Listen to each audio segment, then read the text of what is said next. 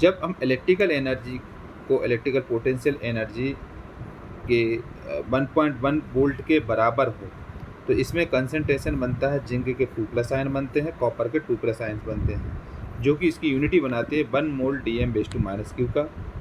इस डिवाइस को हम बोलते हैं गैल्वेनिक सेल या फिर इसको वोल्टेज सेल भी कहा जाता है।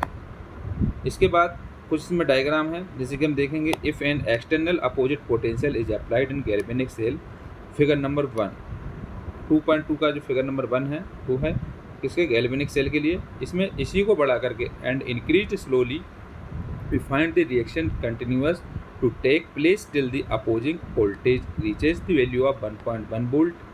Figure number V, when the reaction stops altogether the no current flows through the cell। Any further increase in the external potential again starts the reaction, but in the opposite direction. Figure number C.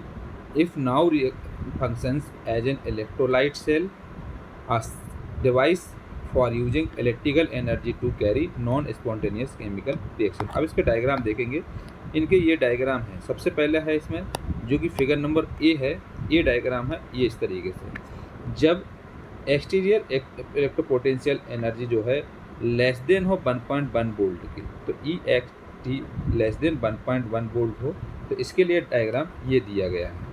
इस diagram में अगर हम देखें तो दो jar हैं, इसमें एक ये है फर्स्ट है और ये सेकंड है। फर्स्ट में जो मिला हुआ है मिक्सर वो जिंक सल्फेट है Zn-SO4, दूसरे में जो मिला हुआ सॉल्यूशन वो कॉपर सल्फेट है CuSO4। इसमें एक जिंक की रॉड है जो कि माइनस नेगेटिव आयन है, और इसमें एक कॉपर की रॉड है जो कि पॉजिटिव आयन के साथ में है, और ये एक एनोड कहलाएगा नेगेटिव वाला, और ये पॉजिटिव वाला कैथोड कहलाएगा।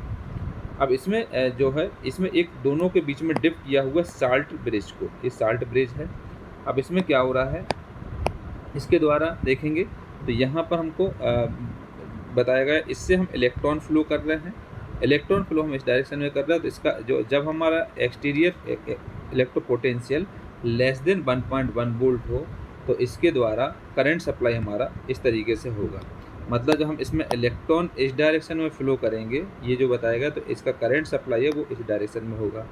तो ये पहला है, जब व्हेन एक्सटीरियर इलेक्ट्रोपोटेंशियल लेस देन हो 1.1 वोल्ट से, इसकी दो कंडीशन होंगी। फर्स्ट होगी इलेक्ट्रॉन्स फ्लो होगा from zinc rod to copper rod, मतलब जिंक रॉड से कॉपर रॉड की तरफ इसमें इलेक्ट्रॉन फ्लो होगा, ये वाला जो आपको दिख रहा है पहले में।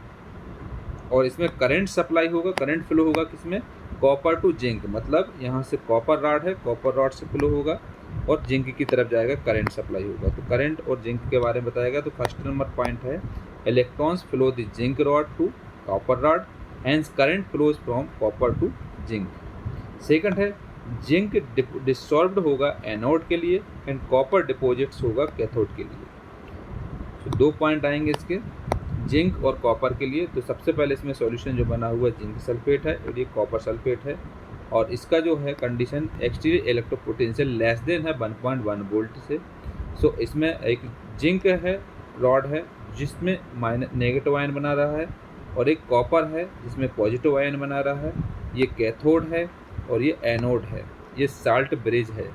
इसके अलावा इसमें जो इलेक्ट्रॉन है, इलेक्ट्रॉन फ्लो हो रहा है जिंक से कॉपर की तरफ, ये आपको जो शो कर रहा है। सो इसमें करंट सप्लाई हो रहा है कॉपर से जिंक की तरफ। तो इस तरीके से इसमें बताया गया है।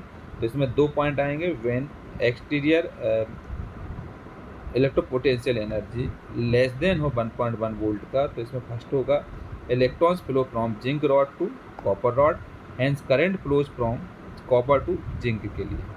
सो zinc dissolve at anode and copper deposits at cathode. Second है जब एक्सटीरियर इलेक्ट्रोपोटेंशियल इक्वल टू 1.1 हो, अगर 1.1 वोल्ट के बराबर होता है तो इसमें इस तरीके से होता है, ये कॉपर सल्फेट है और ये जिंक सल्फेट है, सिमिलरली डायग्राम है, बस इसमें ये बताया गया। तो ये जिंक रॉड है जो कि नेगेटिव आयन बनाएगी, और एक कॉपर रॉड है पॉजिटिव आयन बनाएगी। इसके बाद ये एनोड होगा और ये कैथोड होगा। अब दोनों में क्या होगा, जब इसके इक्वल टू 1.1 वोल्ट के बराबर होता है तो ना ही इसमें कोई करंट फ्लो होता है, ना ही कोई इसमें इलेक्ट्रॉन फ्लो होता है। अगर exterior electropotential energy equal to 1.1 volt है तो ना ही इसमें इलेक्ट्रॉन फ्लो होगा, ना ही इसमें करंट फ्लो होगा। सो इसमें फर्स्ट आ जाएगा नो फ्लो ऑफ इलेक्ट्रॉन्स या करंट, और दूसरा है नो केमिकल रिएक्शन, ना ही इसमें कोई केमिकल रिएक्शन होगी।